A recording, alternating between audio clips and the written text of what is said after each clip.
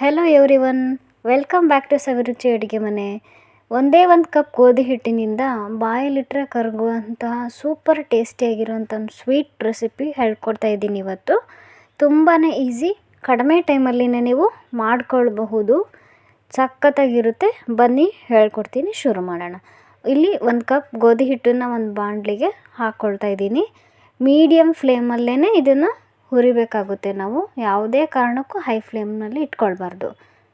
Medium ಫ್ಲೇಮಲ್ಲೇ ನೀವು ಈ ಥರ ಕಂಟಿನ್ಯೂಸ್ ಆಗಿ ಈ ಥರ ಹುರ್ಕೊಳ್ಬೇಕಾಗುತ್ತೆ. ಒಂದು 3-4 ನಿಮಿಷ ಈ ಥರ ಹುರಿಬೇಕಾಗುತ್ತೆ. ಹಿಟ್ಟನ್ನು ಹುರ್ಕೊಂಡಿದ್ದಾಯಿತು. ಇವಾಗ ಇದಕ್ಕೆ ನಾವು ತುಪ್ಪನ ಹಾಕ್ಕೊಳ್ಬೇಕಾಗುತ್ತೆ. ಈ ಥರ ಇವಾಗ ಮೀಡಿಯಮ್ ಫ್ಲೇಮ್ನಲ್ಲೇ ಇಟ್ಕೊಂಡು ಇಷ್ಟು ಹಿಟ್ಟಿಗೆ ನಾನು ಒಂದು 3/4 ಭಾಗದಷ್ಟು ತುಪ್ಪನ ಹಾಕ್ಕೊಳ್ತಾ ಇದ್ದೀನಿ. ಇವಾಗ ಮತ್ತೆ ಇದನ್ನು ಚೆನ್ನಾಗಿ ಮಿಕ್ಸ್ ಮಾಡಿಕೊಂಡು ನಾವು ನಿಧಾನವಾಗಿ ಹುರ್ಕೊಳ್ಬೇಕಾಗುತ್ತೆ. 2 ನಿಮಿಷ ಮಾಡಿಕೊಂಡ್ರೆ ಸಾಕು. ಈ ಥರ ಮಿಕ್ಸ್ ಮಾಡಿಕೊಂಡು ಇವಾಗ ಇದನ್ನು ಮತ್ತೆ ನಾವು ತೆಗೆದಿಟ್ಬಿಡೋಣ, ಆರಕ್ಕೆ ಇಟ್ಬಿಡಬೇಕು. ಸಕ್ಕರೆ ಪಾಕ ತಯಾರು ಮಾಡ್ಕೊಳ್ಳೋಣ. 1 ಕಪ್ಪಲ್ಲಿ ಸಕ್ಕರೆನ ಹಾಕ್ಕೊಂಡಿದ್ದೆ, ಅದಕ್ಕೆ 1 ಲೋಟದಷ್ಟು ನೀರನ್ನು ಹಾಕ್ಕೊಳ್ತಾ ಇದ್ದೀನಿ. ನಿಮಗೆ ಸ್ವೀಟ್ ಸ್ವಲ್ಪ ಜಾಸ್ತಿ ಬೇಕು ಅಂದರೆ 1.5 ಕಪ್ಪಷ್ಟು ನೀವು ಸಕ್ಕರೆನ ಹಾಕ್ಕೊಳ್ಬಹುದು. ಇವಾಗ ಪಾಕ ಹದವಾಗಿ ತಯಾರಾಗೋವರೆಗೂ ಅದನ್ನು ನಾವು ಹೀಗೆ ಕುದಿಸ್ಕೊಳ್ಬೇಕಾಗುತ್ತೆ. ತುಂಬ ಗಟ್ಟಿಯಾಗಿತ್ತು ಅಂದರೆ ಸ್ವಲ್ಪ ನೀರು ಬೇಕಿದ್ರೂ ಸೇರಿಸ್ಕೊಳ್ಳಿ. ಒಂದೆಳೆ ಪಾಕದಷ್ಟಾದರೆ ಸಾಕು. ನೋಡಿ, ಇವಾಗ ನಾನು ಟೆಸ್ಟ್ ಮಾಡ್ತಾಯಿದ್ದೀನಿ ಸರಿಯಾಗಿ ಪಾಕ ರೆಡಿಯಾಗಿದ್ವೋ ಇಲ್ವೋ ಅಂತ. ಸರಿಯಾಗಿ ಆಗಿದೆ. ಇವಾಗ ಇದಕ್ಕೆ ನಾವು ಆರಕ್ಕೆ ಇಟ್ಟಿದ್ವಲ್ವ, ಆ ಮಿಶ್ರಣನ ಸೇರಿಸ್ಕೊಳ್ಳೋಣ, ತುಪ್ಪ ಮತ್ತು ಗೋಧಿ ಮಿಶ್ರಣನ. ಇವಾಗ ಇದನ್ನು ಚೆನ್ನಾಗಿ ಈ ಥರ ಮಿಕ್ಸ್ ಮಾಡ್ಕೊಳ್ಬೇಕಾಗುತ್ತೆ. ಏನಾದರೂ ಚಿಕ್ಕ ಪುಟ್ಟ ಗಂಟುಗಳಿದ್ರೂ ಬಿಡಿಸ್ಕೊಳ್ಳಿ. ಈಸಿಯಾಗಿ ಅದಾಗದೇ ಈ ಥರ ಮುದ್ದೆ ಆಕಾರವಾಗಿ ಆಗುತ್ತೆ.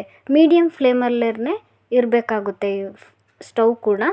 ಇವಾಗ ನೋಡಿ ಎಷ್ಟು ಚೆನ್ನಾಗದು ರೆಡಿ ಆಯಿತು. ಇವಾಗ ಇದನ್ನು ಒಂದು ತಟ್ಟೆಗೆ ನಾನು ತುಪ್ಪ ಹಚ್ಚಿ ಇಟ್ಕೊಂಡಿದ್ದೆ.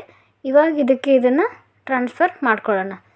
ಇವಾಗ ಈ ತುಪ್ಪ ಹಚ್ಚಿರುವಂಥ ತಟ್ಟೆ ಅಥವಾ ಪ್ಲೇಟ್ಗೆ ನೀವು ಹಾಕಿಟ್ಕೊಳ್ಬೇಕಾಗುತ್ತೆ. ಆಮೇಲೆ ನಾವು ಅದನ್ನು ಚೆನ್ನಾಗಿ ಒಂದೇ ಒಂದು ಶೇಪ್ ಥರ ಅದನ್ನು ಇಟ್ಟು ಈ ಥರ ಮಾಡಿಬಿಟ್ಟು ಒಂದು 2 ಅವರ್ಸ್ ಬೇಕು ಅಂದರೆ ನೀವು ಇದನ್ನು ಆರೋಕ್ಕೆ ಬಿಡಬಹುದು. ಆವಾಗ ಏನಾಗುತ್ತೆ ಅಂದರೆ ನಮಗೆ ಯಾವ ಶೇಪ್ ಬೇಕೋ ಆ ಶೇಪ್ಗೆ ನಾವು ಇದನ್ನ ಕಟ್ ಮಾಡ್ಕೊಳ್ಬಹುದು. ಇವಾಗ ಇದಕ್ಕೆ ನಾನು ಸಣ್ಣದಾಗಿ ಹೆಚ್ಚಿರುವಂತಹ ಡ್ರೈ ಫ್ರೂಟ್ಸ್ ಅಂದರೆ ಬಾದಾಮನ್ನು ನಾನು ಹಾಕ್ಕೊಂಡಿದ್ದೆ. ಇವಾಗ ನೋಡಿ 2 ಅವರ್ಸ್ ಆದಮೇಲೆ ನಾನು ಇದನ್ನು ಈ ಥರ ಶೇಪಲ್ಲಿ ಕಟ್ ಮಾಡ್ಕೊಳ್ತಾ ಇದ್ದೀನಿ. ಬಿಸಿ ಇದ್ದಾಗ ಇಷ್ಟು ಚೆನ್ನಾಗಿ ಬರೋದಿಲ್ಲ. ಆರಿದ ಮೇಲೆ ನಾವು ಈ ಥರ ಮಾಡೋದ್ರಿಂದ ಚೆನ್ನಾಗಿ ಪೀಸು ಎತ್ಕೊಳ್ಬಹುದು. ಆ್ಯಂಡ್ ಟೇಸ್ಟ್ ಕೂಡ ತುಂಬಾ ಚೆನ್ನಾಗಿರುತ್ತೆ. ಸಾಫ್ಟಾಗಿ ಆ ತುಪ್ಪದ ಫ್ಲೇವರು, ಮೀಡಿಯಮ್ ಸ್ವೀಟು ಸಖತ್ತಾಗಿರುತ್ತೆ. ಸ್ವೀಟ್ ಬೇಕಂದರೆ ನೀವು ಜಾಸ್ತಿನೂ ಮಾಡ್ಕೊಳ್ಬಹುದು. ನೋಡಿ ಎಷ್ಟು ಸಾಫ್ಟಾಗಿ ಬಂದಿದೆ ಸ್ವೀಟ್ ಅಂತಂದರೆ. ತುಂಬಾ ಸರಳವಾಗಿ ಸುಲಭವಾಗಿ ಮಾಡಬಹುದು ಈ ರೆಸಿಪಿನ. ಇಷ್ಟ ಆಗೋದಂತೂ ಗ್ಯಾರಂಟಿ. ನಿಮಗೂ ಈ ವಿಡಿಯೋ ಇಷ್ಟ ಆಗಿದ್ದರೆ ಲೈಕ್ ಮಾಡಿ, ಶೇರ್ ಮಾಡಿ. ನಮ್ಮ ಚಾನಲ್ ಸಬ್ಸ್ಕ್ರೈಬ್ ಮಾಡದೇ ಇರೋರೆಲ್ಲ ದಯವಿಟ್ಟು ಸಬ್ಸ್ಕ್ರೈಬ್ ಮಾಡಿ. ಆ್ಯಂಡ್ ಈ ವಿಡಿಯೋ ನೋಡಿದ್ದಕ್ಕಾಗಿ ಧನ್ಯವಾದಗಳು.